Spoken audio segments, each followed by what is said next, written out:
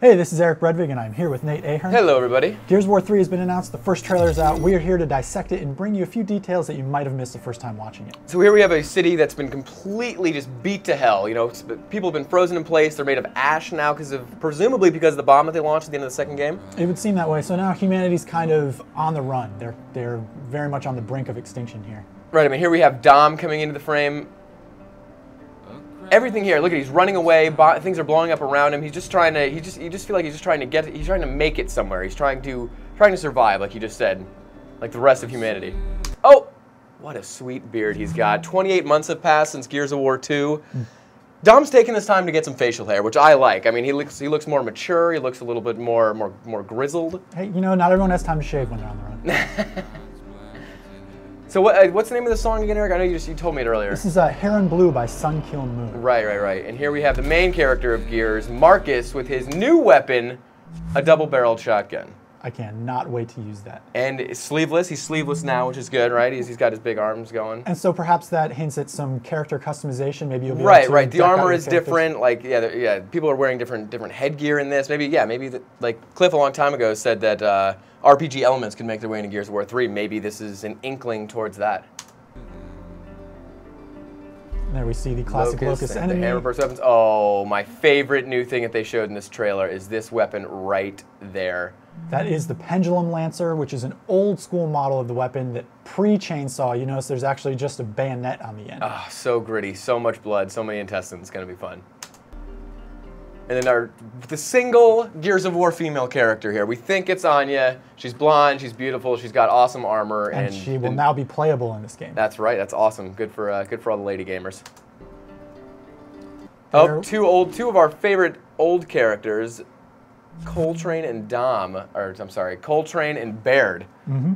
Baird not so blonde. Maybe because the sun's gone away. He's not as blonde. He's a little bit more brown. Glasses look a little different. Again, Cole's got a new little headband there. Still rocking the Lancer, though. Yep, still rocking the new school Lancers, not the Pendulum Lancers.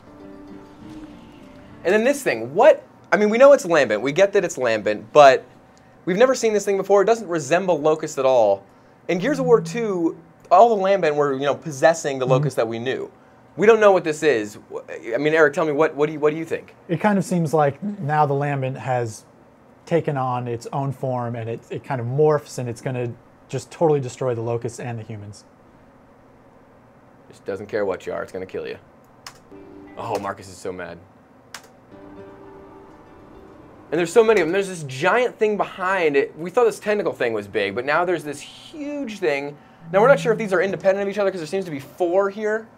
It could be different arms of the same. It could be different arms of the same huge thing, like a hive mind creature, or it could be just these little tentacle things spouting up in 4 different locations.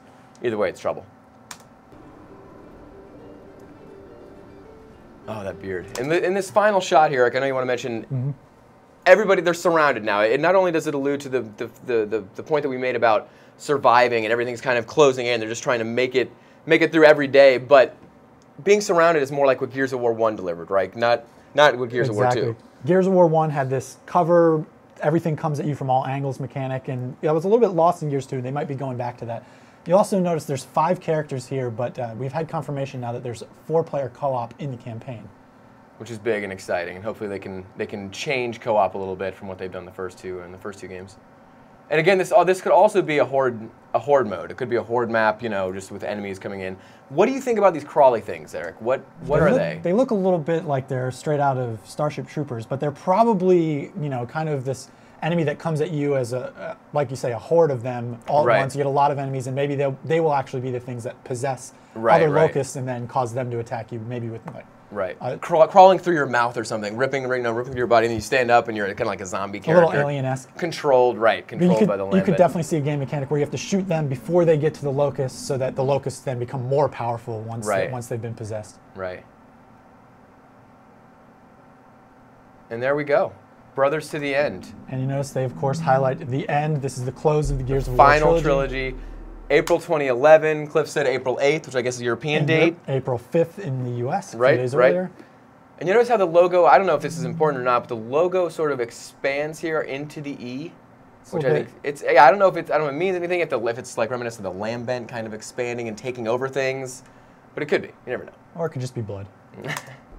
All right, well, this has been Nate Ahern with Eric Brudvig. Thanks so much for tuning into the Rewind Theater for Gears of War 3. For more, head to IGN.com.